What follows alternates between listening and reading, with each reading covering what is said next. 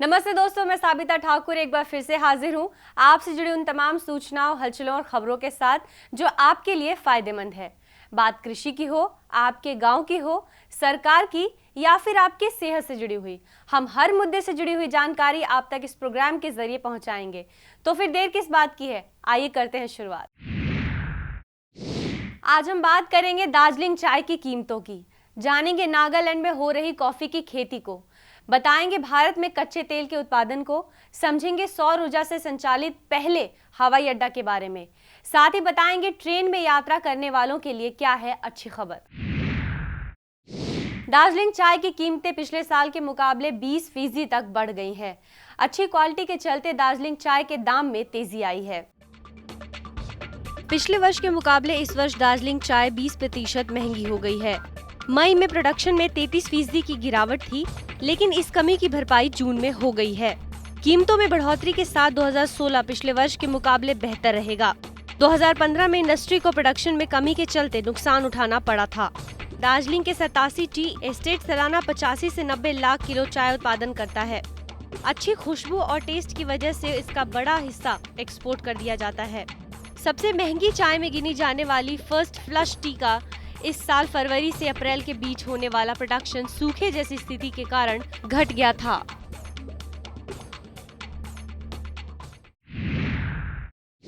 Coffee की खेती को बढ़ावा देने के लिए Nagaland coffee board of India के साझेदारी में वर्ष 2030 तक 50,000 हेक्टेयर में कॉफी की खेती करेगा। Nagaland coffee board of India के साझेदारी में वर्ष 2030 तक 50,000 हेक्टेयर में कॉफी की खेती करेगा। नागालैंड सरकार के सचिव वाई किकेतो सेमा ने कहा है कि प्रदेश भूमि संसाधन विभाग अन्य विभागों के साथ तालमेल में प्रत्येक जिले में व्यापक कॉफी बागान लगाएगा, क्योंकि कॉफी बोर्ड के द्वारा प्रदेश को भौगोलिक और स्थलाकृति के दृष्टि से कॉफी के लिए उपयोग घोषित किया गया है। उन्होंने बोर्ड के अधिकारियों से अनुरोध किया है कि प्रदेश के लिए कॉफी बीज का आवंटन बढ़ाए और अधिकारियों को प्रशिक्षण देने के साथ साथ तकनीकी समर्थन भी प्रदान करें। भारत के किसान अब पूरे वर्ष अंगूर से कई गुना ज्यादा कमाई कर सकेंगे। इजराइल ने अंगूर की एक ऐसी किस्म तैयार की है जो पूरे साल अंगूर देती रहेगी। अंगूर की फसल लगाने वाले किसानों को ये परेशानी होती थी कि वर्ष में एक बार ही अंगूर का सीजन आता है, लेकिन अब अंगूर पूरे वर्ष लग सकेंगे, यानी पूरे वर्ष किसान अंगूर से कई गुना ज्यादा कमाई कर सकेंगे। इजराइल ने अंगूर की एक ऐसी किस्म तैयार की है जो पूरे साल अंगूर देती रहेगी। दरअसल इजरायली वैज्ञानिकों ने 12 अंगूर का विकास किया है। इसके तहत कृषि वैज्ञानिकों ने मौजूदा बीज रहित किस्म को अर्ली स्वीट नाम से सफलतापूर्वक विकसित किया है। अंगूर का यह किस्म सर्दी के महीनों में भी फलेगा। इस नई तकनीक से अंगूर को सर्दी के मौसम में पकाया जा सकता है, यानी इस पद्धति की सहायता से किसान अंगूर को हर मौसम में विकसित कर बेच सकेंगे। भारत में कच्चे तेल का उत्पादन जून में 4.5% घटा है। जून में कच्चे तेल का उत्पादन 29.6 लाख टन रहा है, जबकि पिछले वर्ष जून में यह 31 लाख टन रहा था। जून में कच्चे तेल का उत्पादन 4.5% घटा है। सार्वजनिक क्षेत्र की तेल एवं प्राकृतिक गैस निगम ONGC का कच्चा तेल उत्पादन माह के दौरान 2.75% घटकर 18.5 लाख टन रहा है। वहीं निजी क्षेत्र की कंपनियों का कच्चा तेल उत्पादन 8% घटकर 9,75,890 टन रह गया है। निजी क्षेत्र की कंपनियों के तेल क्षेत्र में उत्पादन घटने की वजह से क्योर्न इंडिया के परिचालन वाले राजस्थान के मंगला तेल क्षेत्र और बीजी के परिचालन वाले पन्ना मुक्त क्षेत्र में तेल उत्पादन में आई गिरावट है। हरियाणा में करीब 2 लाख हेक्टेयर कम क्षेत्र में बासमती की रोपाई की जाएगी। राज्य के किसानों ने करीब 1.5 से 2 लाख हेक्टेयर में हाइब्रिड धान की रोपाई की है। ऐसे में बासमती की रोपाई 2 लाख हेक्टेयर कम हो सकती है। हरियाणा में करीब 2 लाख हेक्टेयर कम क्षेत्र में बासमती की रोपाई की जाएगी, क्योंकि बासमती की जगह हाइब्रिड मोटे धान ने ले ली है। 2 वर्षों से धान के भाव कम मिलने से किसानों ने बासमती की कम रोपाई की है। अब तक प्रदेश में करीब 7 लाख हेक्टेयर में धान रोपाई की है। जुलाई में बासमती की रोपाई होती है। पिछले वर्ष जहां प्रदेश में करीब 6.50 लाख हेक्टेयर में बासमती की रुपाई की गई थी, अब की बार ये 2 लाख हेक्टेयर घटकर करीब 4.50 लाख हेक्टेयर रह गई है। हरियाणा से बासमती चावल विश्व के करीब 75 देशों में एक्सपोर्ट किया जाता है। पाकिस्तान और थाईलैंड से पहले हरियाणा के चावल की मांग होती है। देश के किसान दलहन की बड़े पैमाने पर बुआई कर रहे हैं।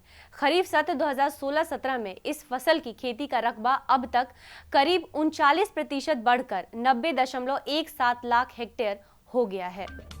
देश के किसान दलहन के बड़े पैमाने पर बुआई कर रहे हैं। दालों की बुआई के मामले में कर्नाटक सबसे आगे है, पर कृषि मंत्रालय द्वारा जारी आंकड़ों के मुताबिक कर्नाटक में आज तक दलहन खेती का रकबा 87% बढ़कर 14.09 लाख हेक्टेयर में हो गया है, जो पूर्व वर्ष के समय अवधि में 7.53 लाख हेक्टेयर था।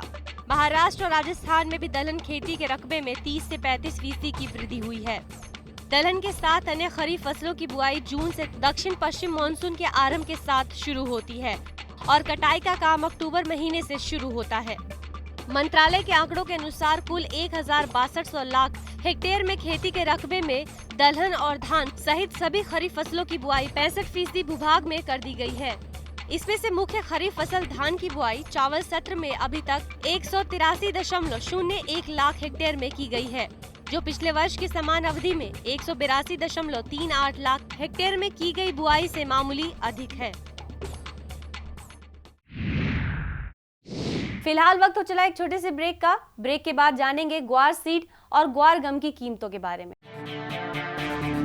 देश की प्रमुख मंडियों में ग्वार सीड और ग्वार गम में तेजी देखी जा रही है। कमोडिटी एक्सचेंज NCDEX में ग्वार सीड और ग्वार गम वायदा में भी तेजी बनी हुई है।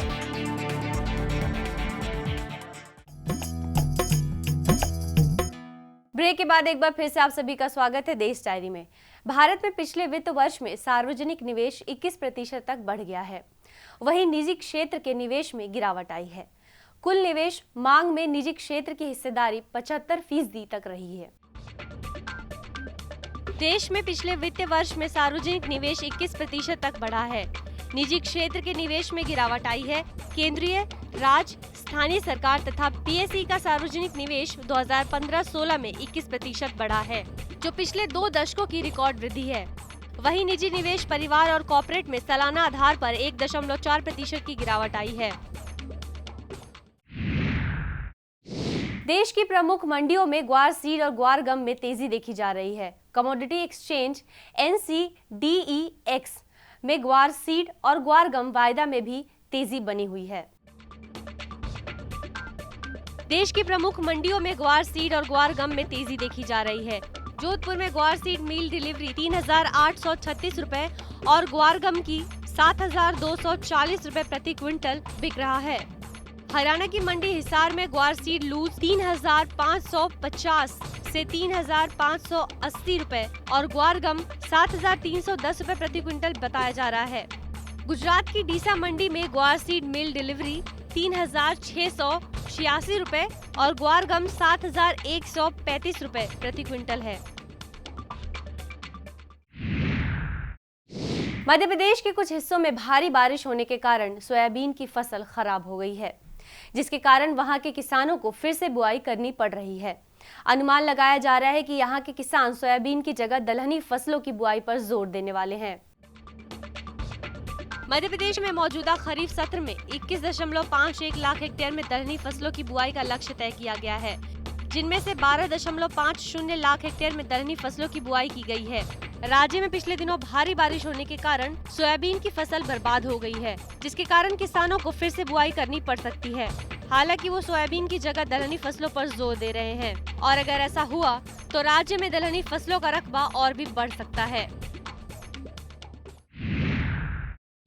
जल्द ही राजस्थान के लोग इजराइल में उगने वाले संतरों का मजा ले सकेंगे। इसके लिए राजस्थान के उद्यान विभाग के उत्कृष्टता केंद्र में इस साल इजराइल की आधा दर्जन किस्मों के 6000 पौधे तैयार किए गए हैं। राजस्थान के कोटा जिले में इजरायली संतरों की तरह तरह की किस्मों का बाग लगाया गया है। उद्यान विभाग के बूंदी रोड स्थित नींबू वर्गीय उत्कृष्टता केंद्र में इजराइल में उगने वाली आधा दर्जन किस्मों के 6000 पौधे लगाए गए हैं, जिनमें जाफा, डेजी, क्लेमेंटन, मिखाल, ब्लड रेड आदि किस्में शामिल हैं। इन पौधों को केंद्र में विकसित की गई विशेष नर्सरियों में तैयार किया गया है। इनमें से 3500 पौधे किसानों को वितरित किए गए हैं। उत्पादक क्षेत्रों से सीमित आपूर्ति के बीच फुटकर और स्टॉकिस्टों की मांग बढ़ने से दिल्ली थोक किराना बाजार में लाल मिर्च और जीरा में 100 रुपए क्विंटल की तेजी दर्ज की गई है। दिल्ली के बाजार में लाल मिर्च और जीरा की कीमतों में तेजी देखने को मिल रही है। फुटकर और स्टॉकिस्ट्स की निवाली समर्थन के साथ साथ निर्यातकों की मांग बढ़ने से थोक बाजार में लाल मिर्च और जीरा में तेजी आई है। लाल मिर्च के भाव 100 रुपए की तेजी के साथ 9800 से 18,800 रुपए प्रति क्विंटल पर बंद हुए और जीरा सर्वोत्तम क्वालिटी के भाव 100 रुपए की तेजी के साथ 90,200 से 19,400 रुपए और 21,500 से 22,000 रुपए प्रति क्विंटल पर बंद हुआ। अंतर्राष्ट्रीय बाजारों में घटत बढ़त के बीच दिल्ली के बाजार में भी खाद्य तेलों में उतार चढ़ाव देखी जा रही है, लेकिन अधिकतर दालों तथा चने में नरमी देखी गई है, जबकि गेहूं और चीनी के दाम स्थिर हैं। अंतर्राष्ट्रीय बाजारों में घटत बढ़त के बीच दिल्ली के बाजार में भी खाद्य तेलों में उतार चढ़ाव देखी जा रही है, लेकिन अधिकतर दालों और चने में नरमी देखी गई है, जबकि गेहूं और चीनी के दाम स्थिर हैं। वैश्विक स्तर पर मलेशिया के बूसा मलेशिया डेरिवेटिव एक्सचेंज में पाम ऑयल का अक्टूबर का वायदा 36 रिंगिट फिसलकर 2,317 रिंगिट प्रति टन पर आ गया है। तो दोस्तों यहाँ पर रुकेंगे एक छोटे से ब्रेक के लिए। ब्रेक के बाद आपको बताएंगे सौर ऊर्जा से संचालित होने वाले पहले हवाई अड्डे के बारे में। मध्य प्रदेश के निम्बोला क्षेत्र में सोयाबीन फसल पर झलियों का प्रकोप बढ़ गया है। क्षेत्र में 2000 एकड़ में सोयाबीन फसल लगी थी। इससे सोयाबीन का उत्पादन 10% तक घट सकता है।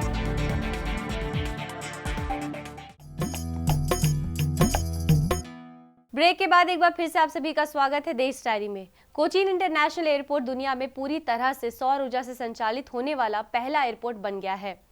इस पहल से एयरपोर्ट पर खर्च होने वाली बिजली की बड़ी मात्रा में बचत होगी। कोचीन इंटरनेशनल एयरपोर्ट दुनिया में पूरी तरह सौर ऊर्जा से संचालित होने वाला पहला हवाई अड्डा बन गया है। एयरपोर्ट को हर दिन 50 से 60 यूनिट बिजली मिलेगी, जो हवाई अड्डे के संपूर्ण परिचालन में खर्च की जाएगी। टेक्नोलॉजी और सेवा क्षेत्र की प्रमुख आपूर्तिकर्ता कंपनी बॉश लिमिटेड ने कोचीन अंतर्राष्ट्रीय हवाई अड्डे के लिए 12,000 मेगावाट का सौर ऊर्जा संयंत्र चालू किया है। इस परियोजना को बॉश एनर्जी एवं बिल्डिंग सॉल्यूशंस की टीम ने तैयार किया है। भारत में 2022 तक 100 गीगावाट सौर ऊर्जा उत्पादन का महत्वाकांक्षी लक्ष्य तय किया गया है।